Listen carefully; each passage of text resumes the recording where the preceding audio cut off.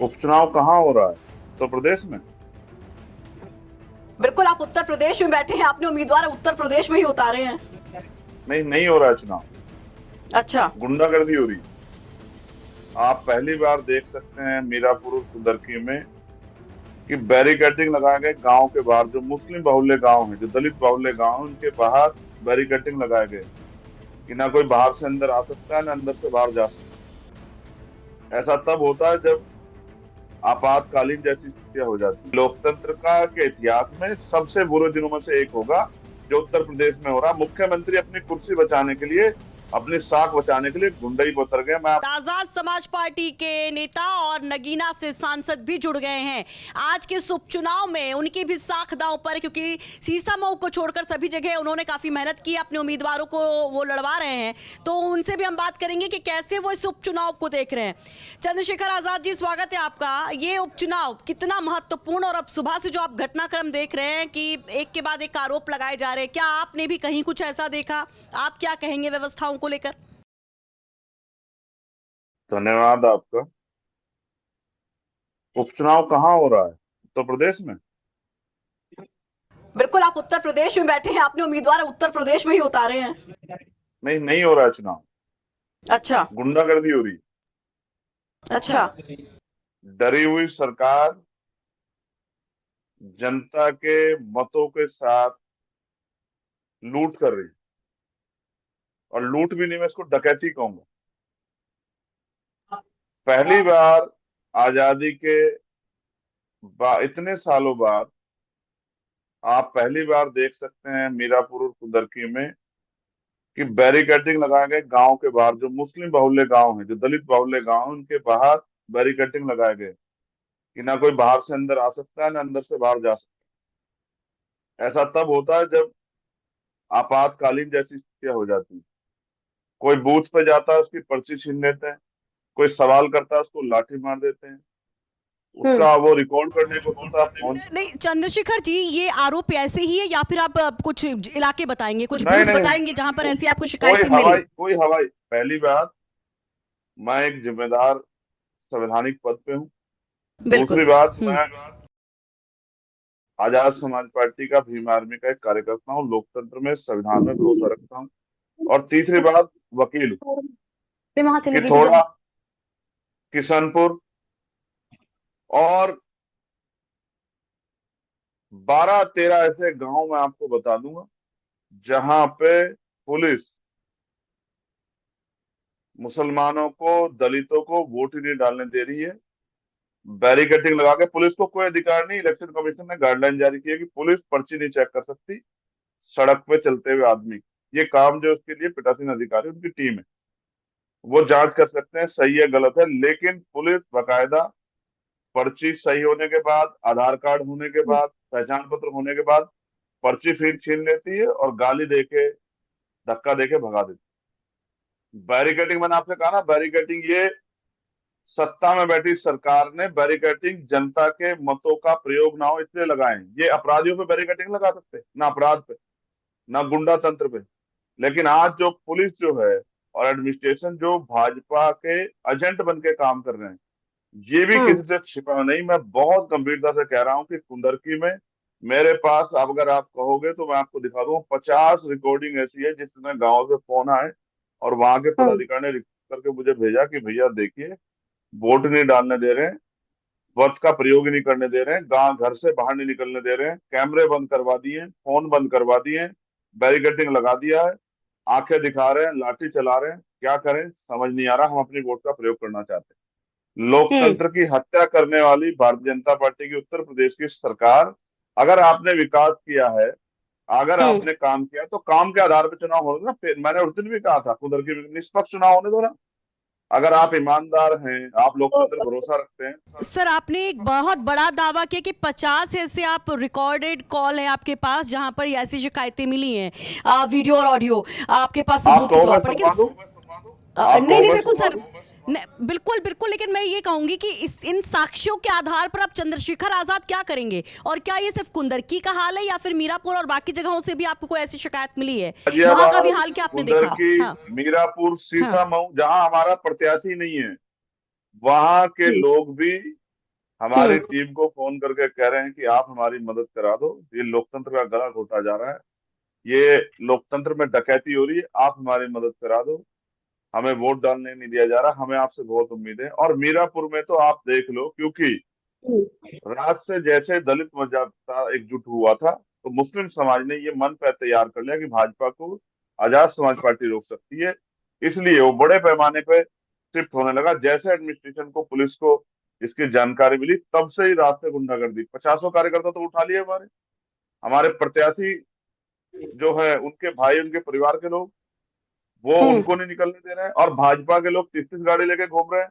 और प्रत्याशी को सिंगल गाड़ी से नहीं घूमने दे रहे हैं उसके साथ। लेकिन सर वहां तो कुछ और ही आरोप है। आरएलडी की जो कैंडिडेट हैं, वो एनडीए की, बीजेपी और आरएलडी गठबंधन की, वो तो कह रही है कि मदरसों और मस्जिदों में वहां पर लोगों को अवैध तरीके से रोका गया, बाहर के लोग लाए गए, असलहों के साथ वहां पर रुके हुए हैं। वो तो पुलिस पर उल्टा आरोप लगा रही हैं।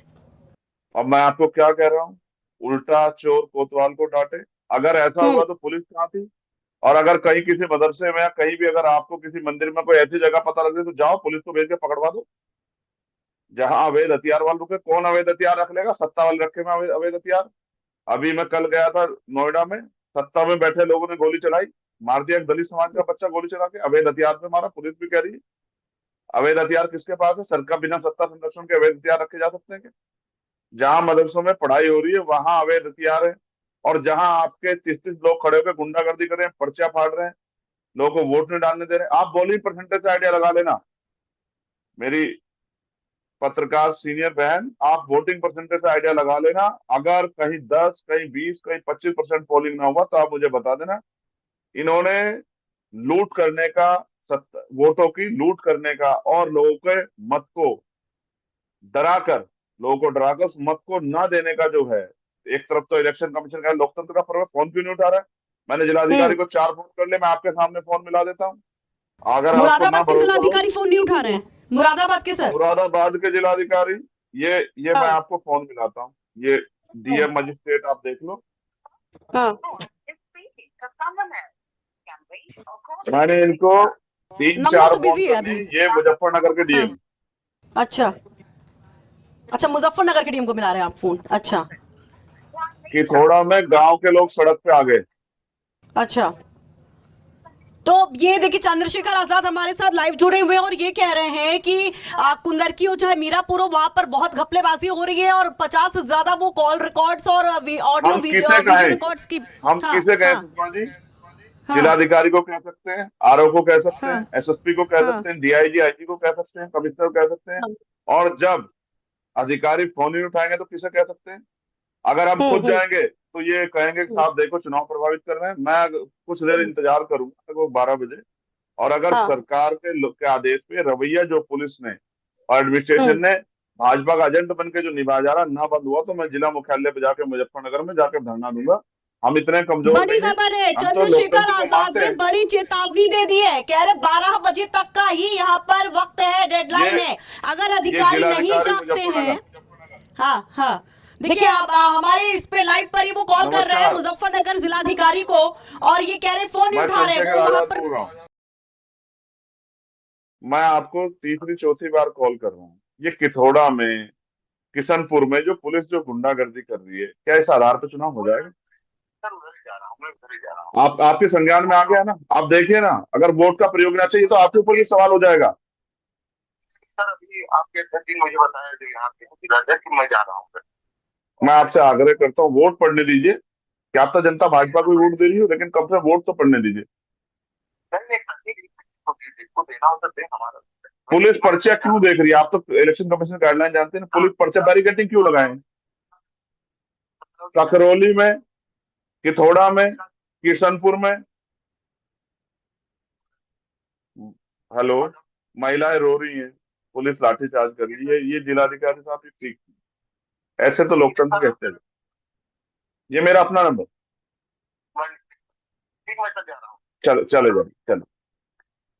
देखिए, उनके पास पहले से सूचना है, मैंने आपको बता जी दिया। जी, तो ये बिल्कुल बड़ी खबर, चंद्रशेखर आजाद, जो मुजफ्फरनगर में जो कुछ हो रहा है, अब चाहे मीरापुर हो चाहे कुंदरकी, उसको लेकर खुद हमारे साथ जुड़ करके बड़े आरोप लगाते हैं और वो यहाँ पर बैठ करके डीएम को कॉल भी कर देते हैं मुजफ्फरनगर के, और वहां पर डीएम उनको आश्वासन देते कि वो जा रहे हैं। लेकिन सबसे बड़ी बात, तस्वीरें देखिए कि किस तरह से मीरापुर में पथराव हुआ है ककरौली में, और उसके बाद वहां पर पुलिस ने बल भी प्रयोग किया, लाठीचार्ज। तस्वीरें भी दिखाते हैं, फिर चंद्रशेखर आजाद का रुख करेंगे, हम उनसे बात करेंगे इन तस्वीरों पर। तो ये तस्वीरें आपको दिखाते हैं कि किस तरीके से वहां पर पथराव हो रहा है। पुलिस ने लाठीचार्ज किया, ये मुस्लिम बाहुल इलाका ककरौली का, जहां पर ये तस्वीरें अब सोशल मीडिया पर भी वायरल हो रही है। कई सारे सवाल उठ रहे हैं कि आखिर ऐसी स्थिति कैसे बन गई। इसके अलावा देखिए और भी जगह से, जैसा कि हमारे सहयोगी हमारे साथ जुड़े थे, बता रहे थे कि कई मुस्लिम बाहुल इलाकों से इस तरह की शिकायतें मिल रही हैं